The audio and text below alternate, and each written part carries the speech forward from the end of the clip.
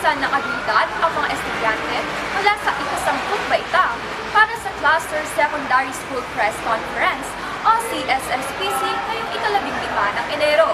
Abala ang makalahok sa paglalahad ng kanilang talento at taktika sa larangan ng badminton at chess.